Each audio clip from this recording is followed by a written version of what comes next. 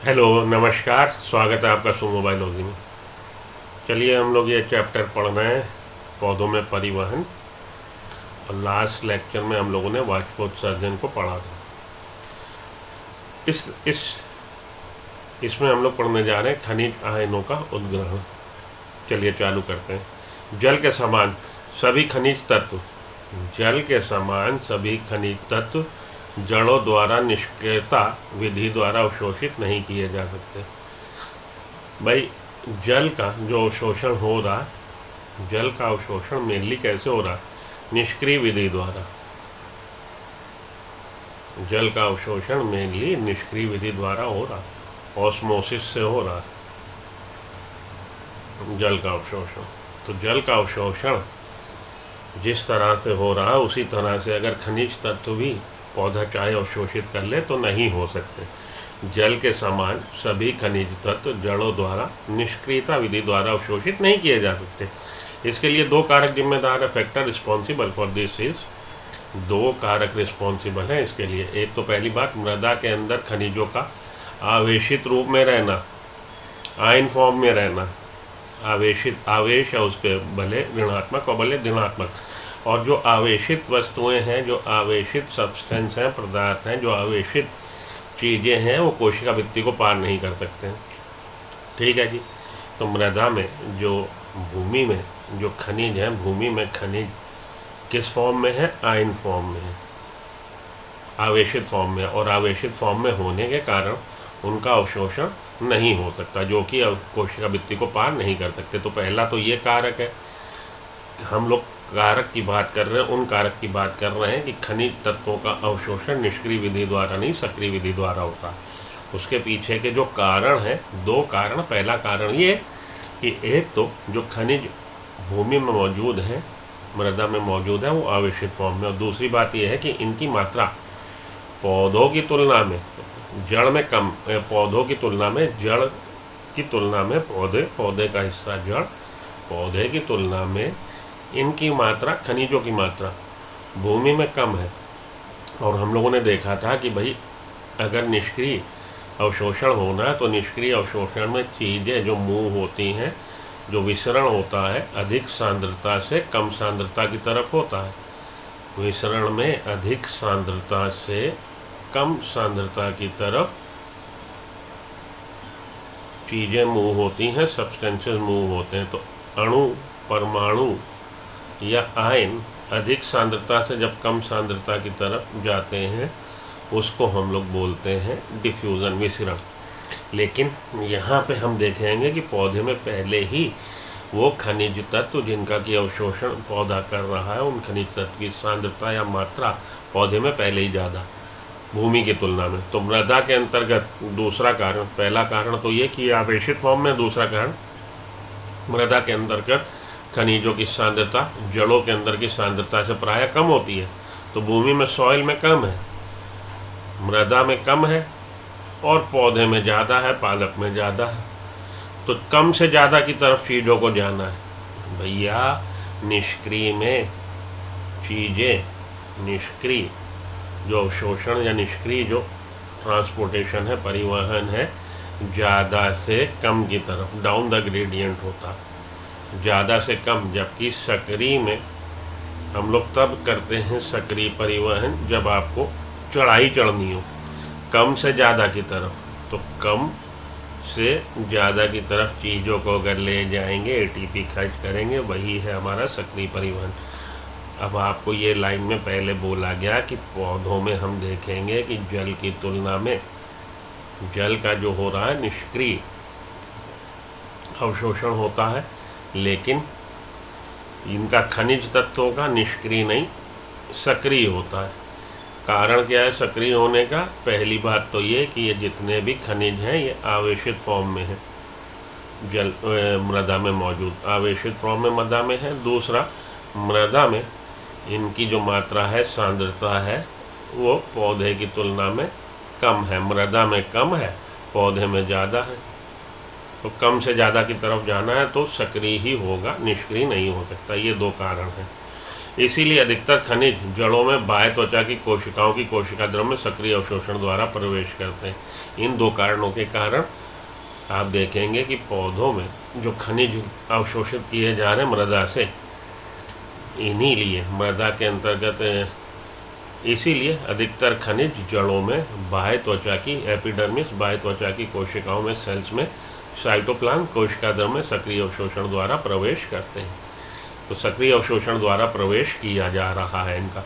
इसमें एटीपी के रूप में ऊर्जा की आवश्यकता होती है, एटीपी खर्च होगी।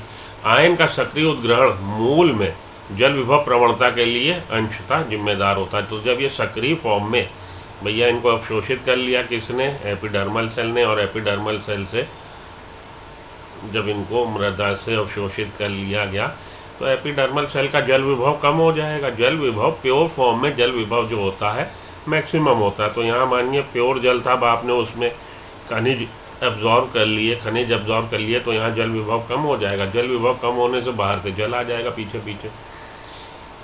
इसमें एटीपी के रूप में ऊर्जा खर्च हुई। आयन का सक्रिय उद्ग्रहण मूल में जल विभव प्रवणता के लिए अंशतः जिम्मेदार होता। तो यहाँ क्या बन जाएगा, यहाँ वाटर पोटेंशियल ग्रेडियंट बन जाएगा। जल विभव प्रवणता वाटर पोटेंशियल ग्रेडियंट बन जाएगा।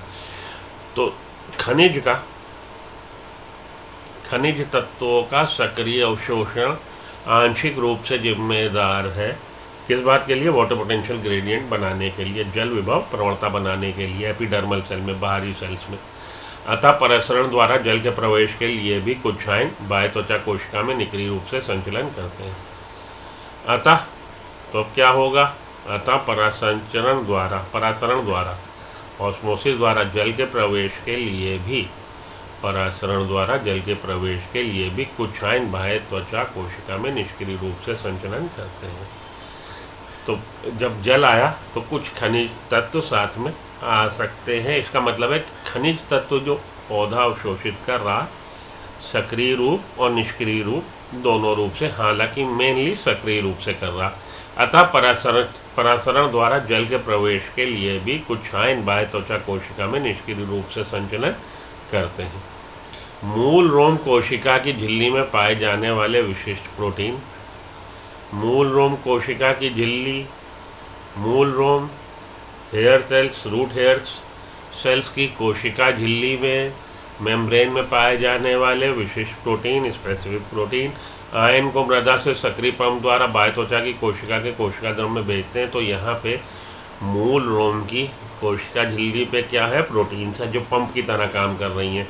और पंप की तरह काम करते हुए वो क्या करेंगी कि बाहर से खनिज तत्व को इसके साइटोप्लाज्म कोशिका द्रव में भेजेंगी। सभी कोशिकाओं की भांति अंतःत्वचा भी कोशिका की झिल्ली में कई परिवहन प्रोटीन पाए जाते हैं। तो हमारी ये एपिडर्मिस के बाद कॉर्टेक्स, और कॉर्टेक्स की इनर मोस्ट लेयर हमारी एंडोडर्मिस, अंतःत्वचा। तो सभी कोशिकाओं की भांति हमारा बाह्य त्वचा, उसके बाद हमारी मृदुतक, उसके बाद हमारा अंतःत्वचा। तो मूल रोम कोशिका की झिल्ली में पाए जाने वाले विशिष्ट प्रोटीन आयन को मृदा से सक्रिय पंप द्वारा बाह्य त्वचा की कोशिकाओं के कोशिका द्रव में भेज दिया। सभी कोशिकाओं की भांति अंतःत्वचा एंडोडर्मिस में भी कोशिका की झिल्ली में कई परिवहन प्रोटीन पाए जाते हैं।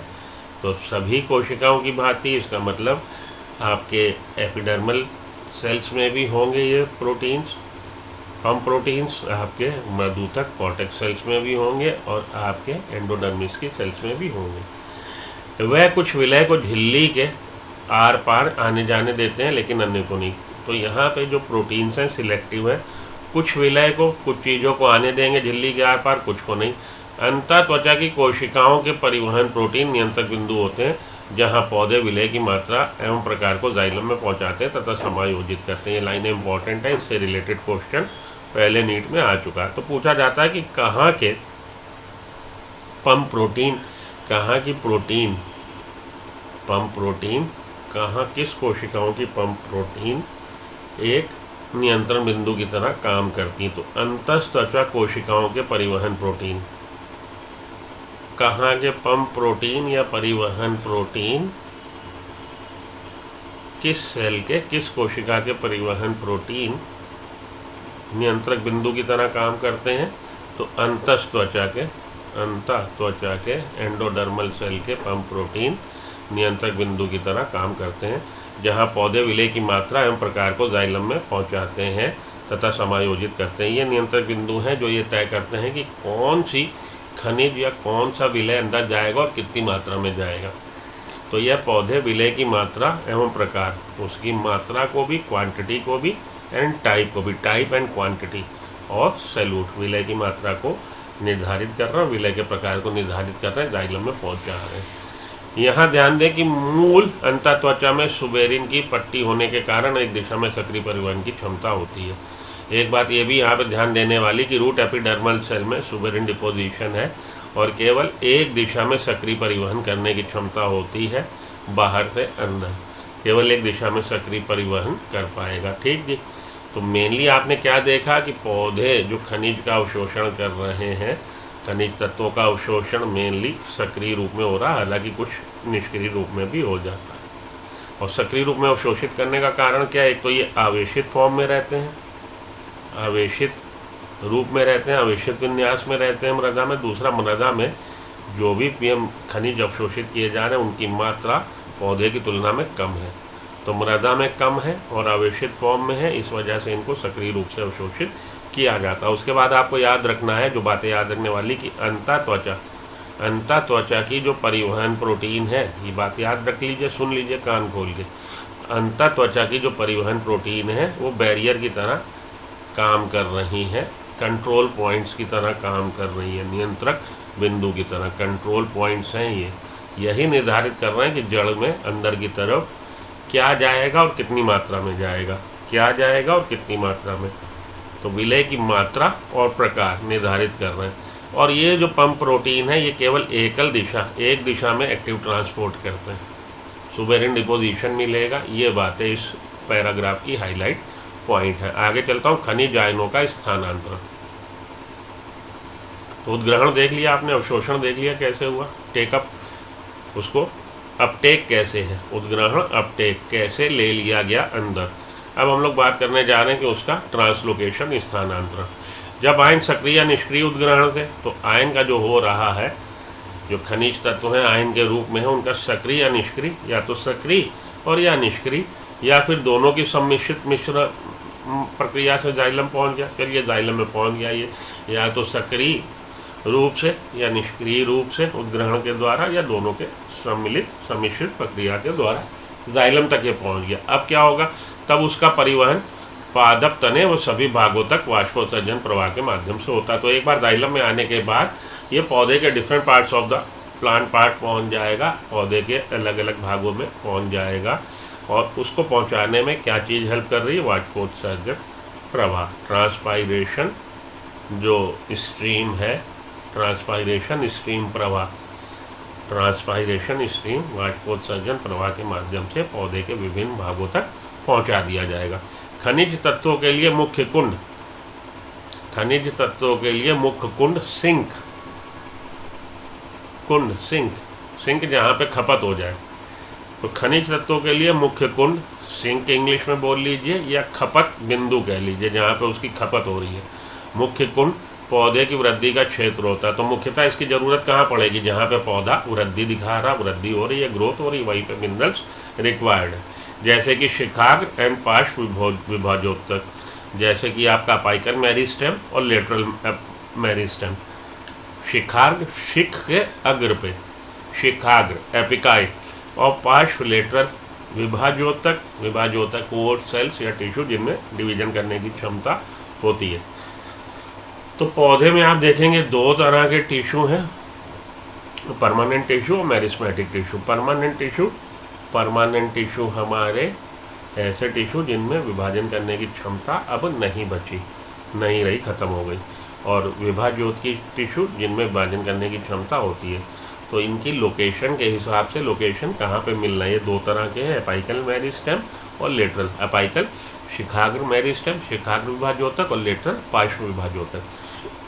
तो वहाँ पे सेल्स डिवाइड हो रही है, एक्टिवली डिवाइडिंग एरिया है, वहाँ पे मिनरल्स रिक्वायर्ड है। तो पौधे की वृद्धि का क्षेत्र, वहाँ पे मिनरल्स रिक्वायर्ड है, खनिज रिक्वायर्ड है।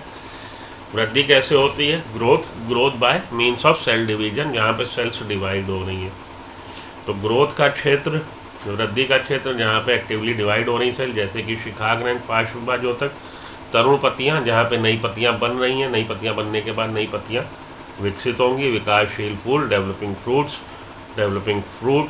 डेवलपिंग फ्लावर्स एंड बीज, तथा भंडारण गृह स्टोरेज ऑर्गन, जहाँ पे चीज़ें स्टोर कर ली जाएंगी। इन सभी चीज़ों पे, सभी जगहों पे क्या रिक्वायर्ड है? मिनरल्स रिक्वायर्ड है। खनिज आयनों का विसर्जन महीन कोशिकाओं के अंतिम छोर पर कोशिकाओं के द्वारा विसरण और सक्रिय उद्ग्रहण से होता है। तो ये वाष्पोत्सर्जन के कहिए कि स्ट्रीम के द्वारा, प्रवाह के द्वारा जब अपने डेस्टिनेशन पे पहुँचे, अपने नियत स्थान पे पहुँचे हैं, तो वहाँ पे आने के बाद इनका विसर्जन अपटेक तो हो गया। अब ये मतलब अपलोड होने के बाद इनको उतारा जाएगा, डाउनलोड किया जाएगा, विसर्जन किया जाएगा। तो खनिज आयनों का विसर्जन महीन शिराओं के अंतिम छोर पे, खनिज आयनों का विसर्जन महीन शिराओं के अंतिम छोर पर कोशिकाओं के द्वारा विसरण, ऑस्मोसिस एवं एक्टिव ट्रांसपोर्ट से होता है। खनिज आयनों को जल्दी ही पुनः संगठित विशेष रूप से पुराने जरावस्था वाले भाग से किया जाता है। तो वहाँ पे जाके अब इनका ऑस्मोसिस हो गया, विसरण द्वारा इनको अपलोड से इनको छोड़ दिया गया, डाउनलोड कर दिया गया, और सक्रिय उद्ग्रहण, एक्टिव ट्रांसपोर्ट से कर दिया गया। तो खनिज आयन शिराओं के बहते हुए पहुँचे हैं भैया महीन शिरा, एकदम बिल्कुल आखिरी में। वहाँ पे जाके इनका विसर्जन कैसे होगा? या तो विसरण द्वारा, या सक्रिय उद्ग्रहण द्वारा, या तो एक्टिव ट्रांसपोर्ट के द्वारा, या विसरण निष्क्रिय हमारे प्रक्रिया के द्वारा होगा। खनिज आयनों को जल्दी ही पुनः संगठित विशेष रूप से पुराना जनावस्था भाग से किया जाता है। और खनिज आयनों को जल्द ही पुनः संगठित, रीट्रांसलोकेशन कह लीजिए या रीलोकेशन कह लीजिए, या एक बार होने के बाद उसको खनिज आयनों को डिलीवरी देने के बाद पुनः अगर ज़रूरत पड़ी तो जरावस्था वाले ऐसे पौधे के अंग जो बुढ़ापे को प्राप्त हो गए, उनसे खनिज आयनों को दोबारा ले लिया जाता।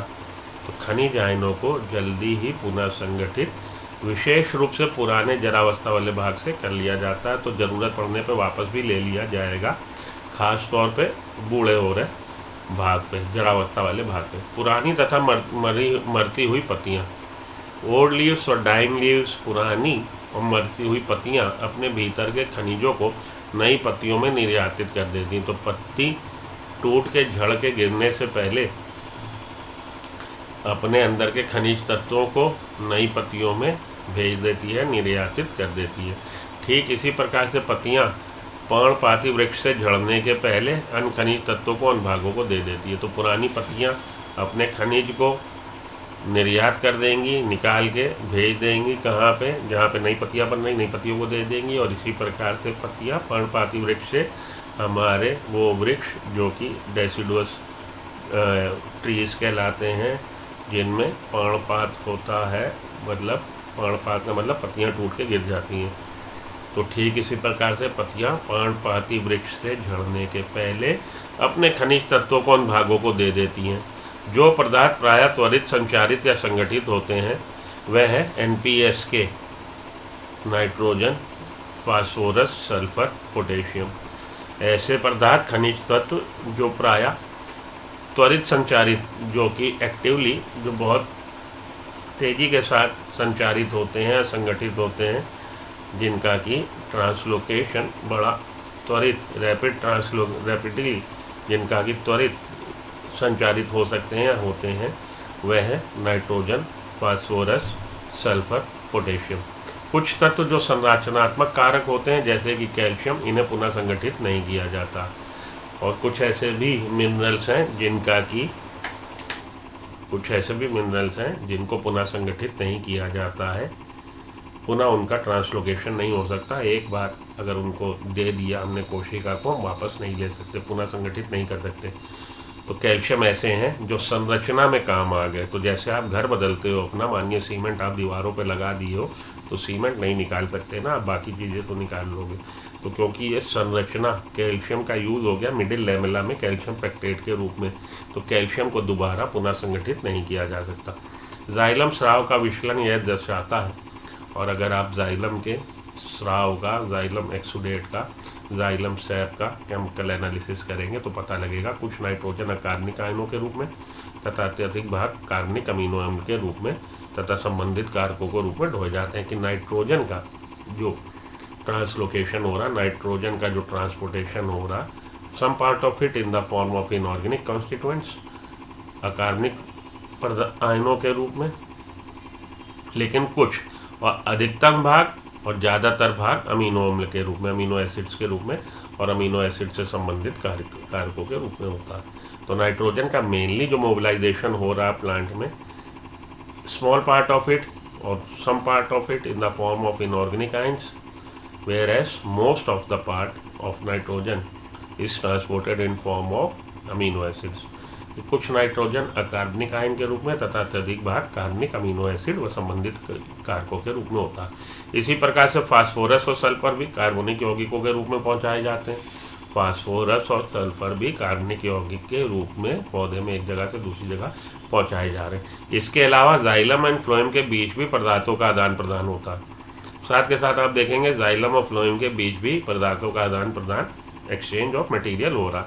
अतः हम स्पष्ट रूप से अंतर नहीं कर सकते कि जाइलम केवल अकार्बनिक पोषकों का परिवहन करता है एंड फ्लोएम कार्बनिक पदार्थों का, जैसा कि पहले माना जाता था कि कार्बनिक और अकार्बनिक, कार्बनिक आपको पदार्थों का परिवहन मिलेगा फ्लोएम में और अकार्बनिक पदार्थों का मिलेगा परिवहन जाइलम में, ऐसा पहला माना जाता था। लेकिन अब हम लोगों ने देखा कि जाइलम और फ्लोएम के बीच में जाइलम और फ्लोएम के बीच में पदार्थों का आदान प्रदान होता है। इसलिए आज की तारीख में हम ये नहीं कह सकते कि कार्बनिक पदार्थ जो हैं केवल फ्लोएम में मूव होते हैं और अकार्बनिक पदार्थ केवल जाइलम में मूव होते हैं, ऐसा हम आज की तारीख में नहीं कह सकते। अतः हम स्पष्ट रूप से अंतर नहीं कर पाते हैं कि जाइलम केवल अकार्बनिक पोषकों का परिवहन कर रहा है तथा फ्लोएम कार्बनिक पदार्थों का, जैसा कि पहले विश्वास किया जाता था। चलिए ठीक, तो ये आपका खनिज तत्वों का उद्ग्रहण और खनिज तत्वों का परिवहन के बारे में बात हो गई। और खनिज तत्वों का कौन से तत्व ऐसे हैं जो पौधे में एक्टिवली रैपिडली एक जगह से दूसरी जगह पर रीट्रांसलोकेशन हो सकता है, वो है NPS के, और कुछ ऐसे हैं जैसे कि कैल्शियम जो कि दोबारा पुनः उनका हम लोग देखेंगे संवहन नहीं हो सकता। तो NPS के आपका रैपिडली एक्टिवली ट्रांसपोर्टेड है और कैल्शियम आपका एक बार अगर उसका यूज़ हो गया, संरचना में काम कर रहा, तो दोबारा उसका रीट्रांसलोकेशन नहीं होता। ठीक है जी, आइए फ्लोएम परिवहन, उद्गम से कुंड की ओर प्रवाह। तो फ्लोएम परिवहन, अब हम फ्लोएम में ट्रांसपोर्टेशन को पढ़ते हैं। और उद्गम से कुंड, sink from source to sink, उद्गम जहाँ से शुरुआत हुई और कुंड सिंक जहाँ पे खपत हुई। आहार मुक्ता शकरा वाहिका ऊतक के फ्लोएम द्वारा उद्गम से कुंड की ओर परिवहनित किया जाता है। तो आहार, फूड का ट्रांसलोकेशन जो हो रहा है वो इन द फॉर्म ऑफ शुगर, मुख्यतः शकरा, वाहिका ऊतक के फ्लोएम द्वारा, तो वेस्कुलर टिश्यू के फ्लोएम द्वारा, फ्लोएम के द्वारा आहार का, और आहार में क्या, शकरा जो बना दी शुगर फोटोसिंथेसिस के द्वारा प्लांट में। तो उद्गम से कुंड की ओर इसका परिवहन किया जाता है। सामान्यतः स्रोत को पौधे का वह हिस्सा माना जाता है जहाँ आहार संश्लेषित होता है। तो उद्गम कहाँ हुआ है, उद्गम हुआ है, शुरुआत कहाँ पे हुई है, स्रोत क्या है, पौधे का हरा भाग या पत्ती, तो हरी पत्ती ने बनाया शुगर और उसका ट्रांसलोकेशन होगा और सब जगह, तो स्रोत से कुंड खपत के स्थान तक भेजा जाएगा। तो पत्ती से पौधे के विभिन्न भागों में, जैसे कि पत्तियाँ, और कुंड या सिंक जहाँ पे उसकी खपत है, यह वह भाग है जहाँ भोजन एकत्रित होता है या भोजन का इस्तेमाल किया जाएगा श्वसन के सबस्ट्रेट के रूप में। लेकिन यह स्रोत और कुंड अपनी भूमिकाएं मौसम व ज़रूरत के अनुसार बदल भी सकते हैं। लेकिन स्रोत और कुंड की भूमिका बदल सकती है मौसम के अनुसार। मानिए सूरज निकला ही नहीं तो फोटोसिंथेसिस हो नहीं रहा, तो उस समय ग्रीन लीफ स्रोत का काम नहीं करेगी। स्रोत का काम तब करेगी जब वहाँ पे सक्रिय रूप से प्रकाश संश्लेषण हो रहा हो। तो स्रोत और कुंड की भूमिकाएं बदल सकती हैं मौसम व ज़रूरत के अनुसार। जड़ों में एकत्रित करी गई शकरा, भाई जब आपके अच्छे दिन आते हैं आप पैसा बचा के बैंक में रख लेते हो, और जब आपके जैसे कोरोना में लॉकडाउन लग गया तो 2 महीने घर से खाया, बैंक से पैसा निकाल के खाया। तो जड़ों में एकत्रित करी गई शकरा, जब आपने पौधा सुचारू रूप से प्रकाश संश्लेषण कर रहा, तो जो एक्स्ट्रा फूड बना उसको उसने शकरा के रूप में जड़ों में एकत्रित कर लिया। वसंत के आरंभ में आकार का स्रोत बन जाती है। वसंत की ऋतु की शुरुआत हुई तो एक्टिवली पौधा ग्रोथ कर रहा, उस समय ये जो एकत्रित करी गई शकरा है ये आहार का स्रोत बन जाएगी। इस समय पादपों पर नई कलिकाएं कुंड का काम करती हैं, तो नए नए फ्लावर बर्ड बन रहे हैं, नई नई बर्ड्स बन रही हैं, और वो कुंड का खपत वाले स्थान का, कि वहाँ पे एक्टिवली डिवीजन हो रहा, ग्रोथ हो रही है, इससे कई चीज़ें बन रही हैं। तो अब वहाँ पे खपत है, तो शकरा को जो एकत्रित कर ली गई थी अपने अच्छे समय में रूट में, जड़ में, अब वो शकरा वापस भेज दी गई नई बन रही कलियों की जगह पे। तो ये अब कुंड का काम कर रही नई कलियाँ। प्रकाश संश्लेषण साधनों की वृद्धि व परिवहन हेतु ऊर्जा की आवश्यकता होती है। प्रकाश संश्लेषण साधनों की वृद्धि एवं परिवहन हेतु, प्रकाश संश्लेषण साधनों की वृद्धि एवं परिवहन हेतु ऊर्जा की आवश्यकता होती है। तो वृद्धि और परिवर्धन हेतु डेवलपमेंट और ग्रोथ और डेवलपमेंट के लिए हम लोग को ज़रूरत किसकी है? ऊर्जा की। और ऊर्जा किससे मिल रही है? प्रकाश संश्लेषण के साधन द्वारा, प्रकाश संश्लेषण से बनी शकरा से।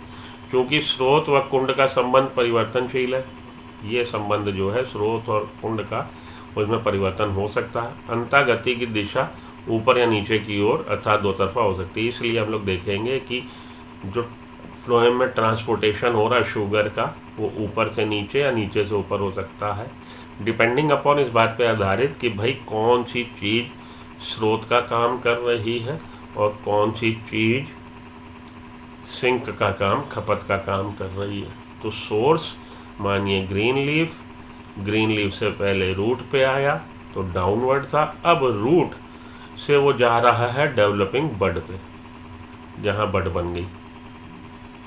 तो पहले क्या था? लीफ, और लीफ से आया रूट। लेकिन बदलती हुई परिस्थिति में क्या नई बड बनी है, तो रूट से नई बड पे जा रहा है। ठीक है, समय के हिसाब, जैसा समय वैसा काम होगा। तो अंततः हम देखते हैं कि इसका फूड का जो ट्रांसलोकेशन है उसकी गति ऊपर या नीचे की तरफ अर्थात दो तरफा हो सकती है। जाइलम के साथ ये विपरीत है। जाइलम में हमेशा पानी ऊपर ही जाएगा जड़ से पत्तियों की तरफ। तो जाइलम में एकल दिशा ट्रांसपोर्टेशन है, जबकि इसमें बहु दिशा ट्रांसपोर्टेशन है, जहाँ गति सदैव नीचे से ऊपर की ओर एक दिशा में होती है, जबकि वाष्पोत्सर्जन का जल एक तरफा प्रवाह करता है। किंतु फ्लोएम के रस में पौधे का परिवहन सभी दिशाओं में होता है। तो वाष्पोत्सर्जन से जो जल खिंचाव हो रहा वो एक ही दिशा में होता है, किंतु फ्लोएम के रस में भोजन का परिवहन सभी दिशाओं में होता है, जब तक स्रोत व कुंड शकरा का उपयोग संग्रहण तथा आपादान में सक्षम हो। तो फ्लोएम में आप देखेंगे कि फोटोसिंथेसिस का जो प्रोडक्ट है शकरा, वो आपको ऊपर से नीचे या नीचे से ऊपर, डिपेंडिंग अपॉन, इस बात पे आधारित कि क्या चीज़ स्रोत का काम कर रही है और क्या चीज़ सिंक का काम कर रही है। तो स्रोत और कुंड अपनी वो बदलता रहता है वातावरण की परिस्थिति के अनुसार, उनका कहिए कि परिभाषा। फ्लोएम रस में मुख्यतः जल व शकरा होता है, लेकिन अन्य शकराएं, हार्मोन तथा अमीनो एसिड आदि भी फ्लोएम द्वारा स्थानांतरित हो रहे हैं। तो मुख्यतः क्या मिल रहा है? जल और शकरा। शकरा कौन सी? सुक्रोज, ये बात भी ध्यान में रखिएगा। तो फ्लोएम में मुख्यतः वाटर और सुक्रोज, शकरा सुक्रोज है, लेकिन अन्य शकराएं भी हो सकती हैं, हार्मोन व अमीनो एसिड आदि भी फ्लोएम के द्वारा स्थानांतरित होते हैं। दाब प्रवाह और सामूहिक प्रवाह परिकल्पना। अब हम लोग पढ़ने जा रहे हैं कि शुगर का ट्रांसलोकेशन किस तरह से होता है फ्लोएम में। स्रोत से कुंड की ओर शकरा के स्थानांतरण के लिए आवश्यक स्वीकृत क्रियाविधि को दाब प्रवाह परिकल्पना कहते हैं।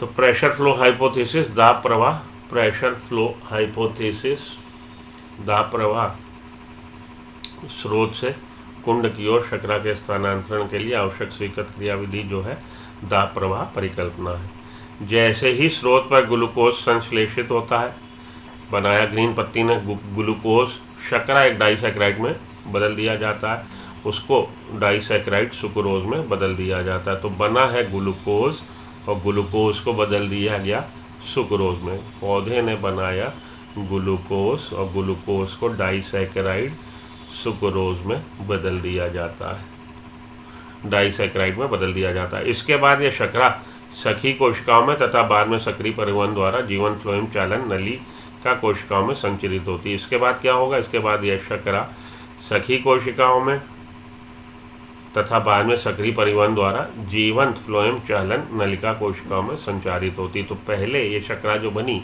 इस शर्करा को लोड कर दिया जाएगा एक्टिवली सक्रिय परिवहन द्वारा सखी कंपेनियन सेल्स में। अब कंपेनियन सेल से ये आ जाएंगी सीव ट्यूब सेल्स में। तो पहले इसको शर्करा को अपलोड कर दिया गया एक्टिव ट्रांसपोर्ट के द्वारा कंपेनियन सेल सखी सेल्स में, और सखी सेल्स से ये किस में आ गई? ये सीव ट्यूब सेल्स में आ गई, चालन नलिका कोशिका में आ गई, सीव ट्यूब सेल्स में आ गई। स्रोत पर लाद दी गई लदान लोडिंग की यह प्रक्रिया फ्लोएम में एक अति परासारी अवस्था को पैदा करता। तो जब शर्करा ला दी गई तो अंदर क्या कंडीशन बन गई? Under hypertonic. जब आपने पानी है भाई अंदर उसके, ये सीव्स हमारी सीव ट्यूब और सीव ट्यूब के साथ ये हमारी कंपेनियन सेल। तो कंपेनियन सेल में शर्करा, कंपेनियन सेल से सीव ट्यूब सेल में, यहाँ पे पानी था उसमें आपने शर्करा घोल दी तो अंदर अति परासारी कंडीशन बन गई, हाइपरटोनिक हो गया, अति परासारी कंडीशन बन गई। अति परासारी कंडीशन बनने से क्या होगा कि ये जो ट्रैकीड्स और वेसल्स हैं जाइलम के, उससे पानी इसमें आ जाएगा। निकटवर्ती जाइलम जल परासरण के द्वारा फ्लोएम में, निकटवर्ती जाइलम जल परासरण के द्वारा फ्लोएम में चला जाता। जब यहाँ अति परिसारी कंडीशन बन गई तो निकटवर्ती जो जाइलम की ट्रैकीड्स और वेसल्स हैं उससे जल किस में आ गया? इसमें आ गया। जब परासरणी दाब फ्लोएम में बनता है तो यहाँ पे क्या होगा भैया? यहाँ पे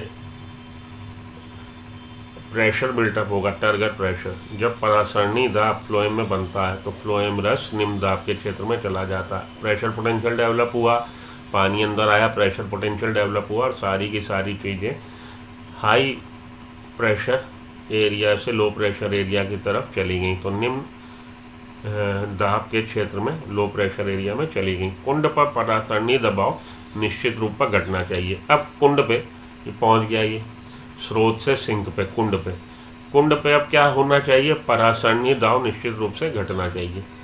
तो एक बार फिर फ्लोएम रस से शर्करा को, फ्लोएम रस से शर्करा को अनलोड कर दिया गया। पहले लादा गया था, अब उसको अनलोड कर दिया गया। शर्करा एक बार फिर फ्लोएम रस से शर्करा को बाहर करने तथा उस कोशिका तक जहाँ शर्करा ऊर्जा स्टार्च या सेलुलोज में बदलती है ले जाने के लिए सक्रिय परिवहन आवश्यक होता। तो सक्रिय परिवहन द्वारा फ्लोएम से उस सेल को शर्करा दे दी गई, जहाँ पे या तो वो उसको ऊर्जा के रूप में इस्तेमाल करेगा या स्टार्च में बदल देगा या सेलुलोज में बदल देगा। वो शर्करा उसका सेल उस शर्करा को कैसे इस्तेमाल करेगा? या तो उससे ऊर्जा लेगा, शर्करा को जलाएगा, करेगा क्या भैया? श्वसन करेगा तो शर्करा को जलाएगा तो ऊर्जा निकलेगी, या उसको स्टार्च में बदल के और सेलुलोज में बदल के स्टोर कर लेगा। जैसे ही शर्करा हटती है, शर्करा का अनलोड कर दिया गया, परासरणी दाब घटता है, परासरणी दाब घटेगा, शर्करा हटी तो यहाँ पे हाइपोटोनिक कंडीशन हो गई, अल्प परासरणी कंडीशन हो गई। अल्प परासरणी कंडीशन होने से पानी फ्लोएम से निकल के जाइलम में चला जाएगा। जैसे ही शर्करा हटती है, परासरणी दाब घटता है तथा जल फ्लोएम से बाहर चला जाता। सारांश में फ्लोएम शर्कराओं का परिवहन स्रोत से शुरू होता है। तो अगर हम लोग आखिरी में आके समअप करें, सारांश में हम कह सकते हैं कि फ्लोएम में शर्करा का परिवहन स्रोत से शुरू होता है, जहाँ शर्कराओं को एक चालनी नलिका में लादा जाता है। शर्करा को लादा जाएगा सीव ट्यूब सेल्स में। फ्लोएम का ये लदान एक जल विभव प्रवणता की शुरुआत करता है। इस तरह से फ्लोएम में जब लाद दी गई शर्करा तो वाटर पोटेंशियल ग्रेडियंट बना, जो कि फ्लोएम में सामूहिक प्रवाह को सुगम बनाता और सभी चीज़ें सामूहिक प्रवाह द्वारा, मास फ्लो द्वारा एक स्थान से दूसरे स्थान पर पहुंच जाती हैं। फ्लोएम ऊतक सीव ट्यूब सेल से बना होता है। फ्लोएम ऊतक किसका बना है? सीव ट्यूब सेल से बना है, जो कि लंबी स्तंभ की रचना करते हैं। और ये सीव ट्यूब सेल्स एक लॉन्ग कॉलम, एक लंबा स्तंभ बनाते हैं, जिसके अंतिम भित्ति में छेद होता है। और इसकी अंतिम भित्ति में यहाँ पे छेद है, जिसकी अंतिम भित्ति में छेद होता है, जिसे चालनी पट्टिका कहते हैं, जिसको हम लोग सीव प्लेट कहते हैं। चालनी पट्टिका, सीव प्लेट, छन्नी, उनमें छेद है तो छन्नी, सीव सेल्स। कोशिका द्रव तंतु चालनी पट्टिका के क्षेत्र में प्रवेशित होता है तथा सतत तंतु बनाती है। कोशिका द्रव, ये जो साइटोप्लाज्म है, साइटोप्लाज्म का ब्रिज बन जाएगा। इसका कोशिका द्रव अगले कोशिका द्रव के साथ, अगली सेल के कोशिका द्रव के साथ ये प्लाज्मोडेस्मेटा की सहायता से जुड़ा हुआ है। कोशिका द्रव तंतु चालनी पट्टिका के क्षेत्र में प्रवेशित होता है तथा सतत तंतु बनाती है। जैसे ही द्रवस्थितिक दबाव फ्लोएम के चालनी नलिका में बढ़ता है, जैसे ही ये हमारा फ्लोएम चालनी नलिकाओं में हाइड्रोस्टैटिक प्रेशर, द्रवस्थैतिक दबाव बना, दाब प्रवाह शुरू हो जाता है। प्रेशर फ्लो, जो हमारी हाइपोथेसिस है, दाब बनने से प्रेशर फ्लो चालू हो जाता है तथा द्रव फ्लोएम से चलन करता है और द्रव फ्लोएम से चलता हुआ एक स्थान से दूसरे स्थान पहुंच जाता है। इस बीच कुंड पर आने वाली शकरा को फ्लोएम से सक्रिय रूप से तथा शकरा के रूप में बाहर कर दिया जाता। तो जो सिंक पे पहुंची हमारी शुगर, उसको फ्लोएम से एक्टिव रूप से हमने अनलोड कर दिया तथा शकरा के रूप में बाहर कर दिया। फ्लोएम में विलय की क्षति से एक उच्च विभव पैदा होता है। तो फ्लोएम से आपने क्या निकाल दिया? फ्लोएम सैप से आपने निकाल दिया सलूट। सलूट निकाल देने से यहाँ वाटर पोटेंशियल बढ़ जाए। अब यहाँ जो जल बचा वो प्योर है, सैप जो बचा वो प्योर वाटर की तरफ आप चले एक तरह से, तो जल विभव बढ़ जाएगा, वाटर पोटेंशियल ज़्यादा हो जाएगा और पानी अंत में जाइलम के पास आ जाता। पानी यहाँ से जाइलम पे चला जाता। एक साधारण प्रयोग जिसे गर्डलिंग कहते हैं, इसका उपयोग भोजन के परिवहन में होने वाले ऊतक को पहचानने में किया जाता है। गर्डलिंग के द्वारा हम जान पाएंगे कि भोजन के परिवहन में कौन सा ऊतक पौधे का काम आ रहा है। पेड़ के स्तंभ पर छाल का एक वलय फ्लोएम तक सावधानी पूर्वक हटा दिया गया। पेड़ के तने में, पेड़ का जो कॉलम है, पेड़ पे आपने बार्क को रिमूव कर दिया, छाल बार्क को कहाँ तक रिमूव कर दिया कि साथ में आपने फ्लोएम तक रिमूव कर दिया, फ्लोएम भी रिमूव कर दिया। नीचे की तरफ भोजन की गति ना होने के कारण वलय के ऊपर छाल कुछ सप्ताह के बाद फूल जाती है। मानिए ये पेड़ है, अब आपने इसमें क्या किया? गर्डलिंग कर दी, ये हिस्सा आपने इसका हटा दिया, बार्क का इतना हिस्सा हटा दिया। तो बार्क का हिस्सा हटाने पर पोजीशन क्या है? अब पोजीशन ये है,